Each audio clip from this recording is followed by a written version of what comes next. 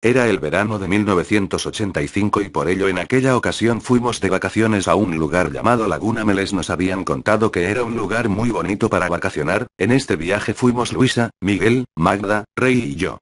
Era una zona dentro de la montaña. Llegamos por la tarde y buscamos un buen lugar para acampar, luego de avisar al cuidador del lugar, el cual al saber de qué nos quedaríamos nos dijo que lo pensáramos bien, pues en los últimos días varias personas habían dicho que pasaban cosas raras en aquel lugar. Claro que pensamos que esa historia era parte para crear el ambiente del lugar.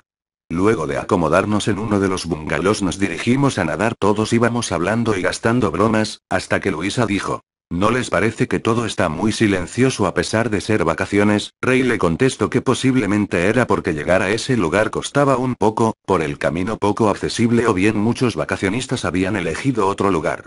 Llegamos a la orilla de la laguna y nos decidimos a meternos. Sin embargo yo no estaba tan seguro puesto que como toda mi vida le he pasado en la ciudad, nunca aprendí a nadar.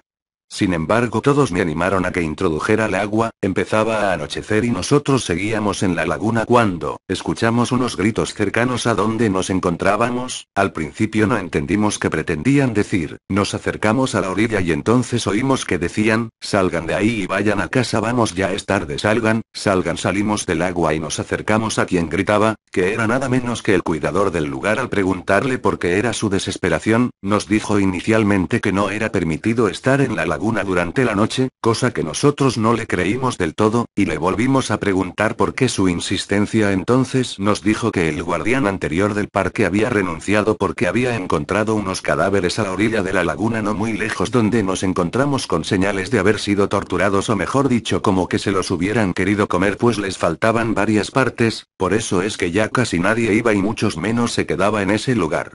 El nerviosismo se apoderó un poco de nosotros, y las chicas quisieron que nos fueran de ese lugar. Sin embargo había dos cosas por las que no lo hicimos. Primero, para salir a la carretera principal para tomar un bus era poco factible, pues igual corríamos peligro, y la otra es que a final de cuentas nosotros los hombres no le creímos del todo, puesto que nunca se supo de una noticia de esa naturaleza en los periódicos o noticieros.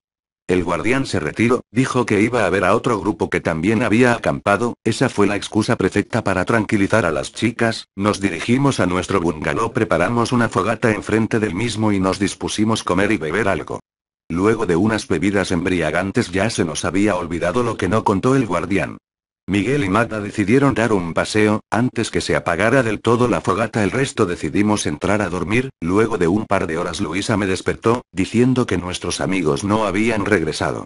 Yo en forma de broma le dije que no se pusiera celosa, que aquí estaba yo, Rey. Claro que esto no le hizo muchas gracias. Para tranquilizarle le dije que si quería saliéramos a esperarlos. Volví a prender la fogata. A todo esto ya se me hacía también raro porque no habían regresado.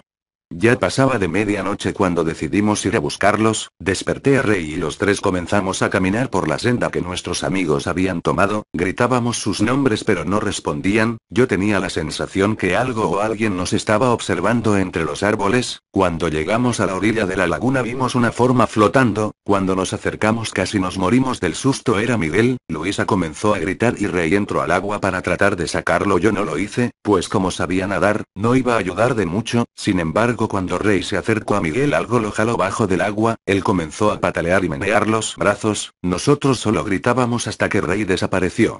Junto con Luisa comenzamos a correr hacia el bungalow, pero por el susto habíamos botado nuestras lámparas, por lo que se nos dificultaba el caminar. Caímos varias veces, y detrás y alrededor de nosotros escuchamos como gruñidos y susurros, y ruido de ramas que se quebraban. Apenas logramos llegar, entramos y aseguramos la puerta, y algo chocó con violencia contra la puerta, y arañaba la puerta. Luego cesó. Por un momento pensamos que todo había acabado cuando algo cayó sobre el techo y el bungalow comenzó a moverse. Se oían gruñidos, arañazos, susurros y un insistente golpeteo en el techo.